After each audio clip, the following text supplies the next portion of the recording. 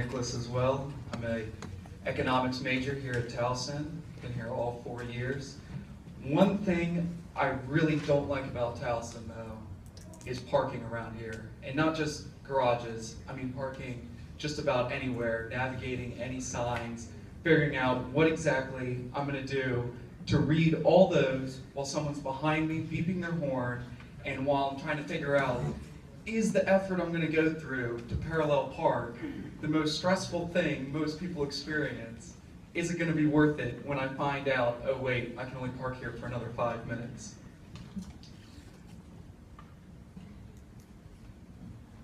So I want to make an app that takes all that and makes it into a yes or no answer. No fumbling around trying to figure out all the signs. Just yes or no, and maybe something that'll say when that will change. It should not require 20/20 vision, a major in mathematics, and expert local knowledge to figure out just how to park a car.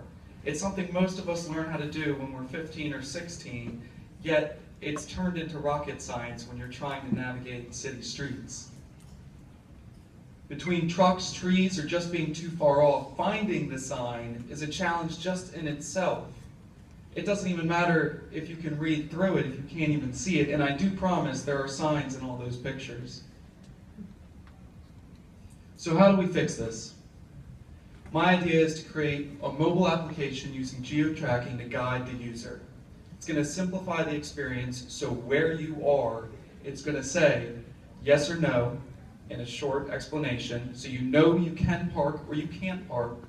You can park, flip over, you'll see a longhand explanation so you can have all of the technical ingredients into the mix. And then also say there's no parking. You go around your block 5 or 6 times, nobody's leaving, you're not going to catch anybody that's going out their way. It's 6 p.m., everyone's home. Well, there's also parking garages and lots that'll be tracked on the map, and their rates will be displayed so you can figure out what is the best cost between time and money. And if you're paying to park, you can set a timer and pin the location. Unfortunately now, there's really only the last 2 options being covered by competition, and that's just not enough. So what's the plan? After some expert advice, I realized that starting with Towson, Maryland would be a great start for this project. We could collect the data both digitally and through the real world, code the app, and then begin marketing to 18 to 25-year-olds in the Towson area, but those that live in New York and New Jersey to start because they're unfamiliar with the area, but through the school year, we have a large population from those areas. We'll end up starting with that and then branching out to an older demographic, because today's older folks are not that of yesteryear. They're using apps, they're texting, they're sending emojis, they want to be on that next level.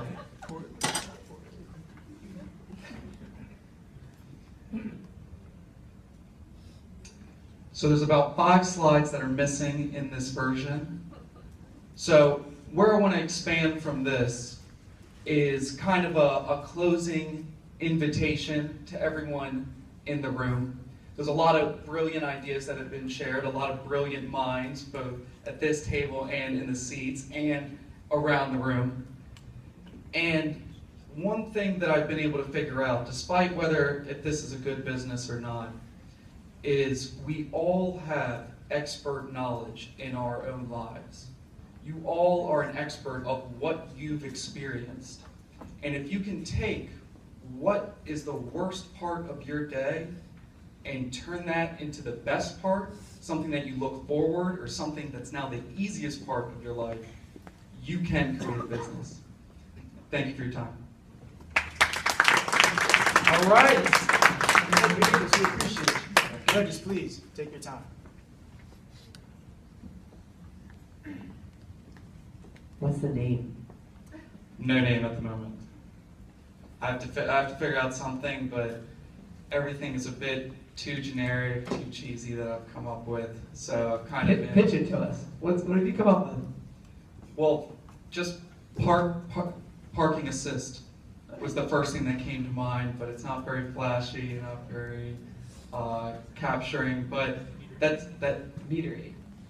except it's not just for meters. It's deciphering just about everything when it comes to the myriad of parking regulation. So where's the data coming from? There's a lot of this data. There is a lot. I've been pointed in many good directions. There is some data is online and available, and then some data could be collected just on the ground. It would take nothing more than a stroll around your neighborhood, taking pictures of these signs and collecting them. Now with cell phone technology, just taking a picture includes a geo marker on where you are, so that would be sufficient in itself. And how accurate do you believe the GPS is going to be? If I'm coming down York Road, how does it know if I'm on the left or the right? Extremely accurate. Based on your previous trajectory, it can map which side it's on, just like when you use other navigation apps. If you do, they will figure out which side it's on, which way you've been going, so they can alert you whether it's going to be on your right side or your left side. And then last question, how are you going to make money? In a very fun way. So, really simply, 99 cents for the app, but that's not the long-term plan. One thing I'd really like to do is contract with local governments to try and make it so if they want to spur up business in an area, if you're going to get 50 million people into a city to try and purchase from the local businesses, how are you going to do that if people are afraid just to park? You can't get them in the door if you haven't gotten them out of their car. So 99 cents for an app. Yes. I'd be very interested if you ask the crowd how many people have on their phone if your target market is college students to start. How many have paid for even one app? It's actually quite surprising because I've been trying to figure this out, how I would go about that. Even myself, I've had an iPhone or just smartphone since 2012. Until 2015, I did not buy a single app. Until I started buying apps and realizing the quality difference. But that being said, it's really only going to be for a short-term plan. In the long term, what I'd really like this app to do is be integrated into a larger GPS tracking system. I've played around with trying to figure out if it could be integrated, say, Google Maps, and have a symbol come up towards the end of your journey, and like a little parking symbol come up, and you press that, and then you get over to the page, and it says it right away whether you can park or not. I'm not sure how happy Google would be with that because it's a hack of sorts, but things to play around with. And that being said, it's not set in stone to be 99 cents. So a few thoughts. One, I would presume that most localities have the data about their parking restrictions, so that should be reasonably accessible, even if it's in an old format. You should be able to do that, and which also you can keep it updated if that's the case, which is kind of a challenge. If you're going to charge 99 cents, why bother? Your biggest challenge is getting people to actually use it, and so any barrier is just extra. So this would have to be kind of some venture-backed enterprise, so why bother charging? And I think your point, the biggest question is how you make money. I'm not convinced that stores would pay for it. But do you mind if I step in just? Well, let me ask. Some possibilities are cities, or those who are holding events, concerts, football, baseball, etc. And that could also be part of your distribution channel. But it seems like it could be get it to a certain size and plug it into a Google Maps or something. Really quick answer. It wouldn't be stores, would not be the targets. I mean, very lightly, I guess, huge chain brands could, but I really didn't have that in mind.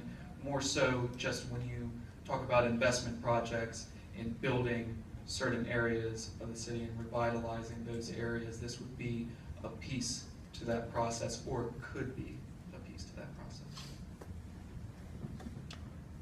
guys remember the app a couple of years ago? They were finalists for the Daily Record. They were located in Hamden, and they were trying to pay forward their parking app. So when you left, you would let people know. Haystack? That was Yeah. out of Canton, though. It was out of Canton? If you're talking about, there was an app called Haystack. He won Innovator of the Year. Yeah, yeah. Eric Mayer. Yeah, yeah. Yeah, it was paying forward your spot. So. But the city ended up having a problem with that. Yeah, they had shut down in 26 cities before they were even in them. Yeah, because they couldn't make profit off of the government's profit. Yeah. FYI. Yeah. Good job. Oh, that wouldn't be an intended, Yeah. or an intention, rather. Good job. Thank you. All right.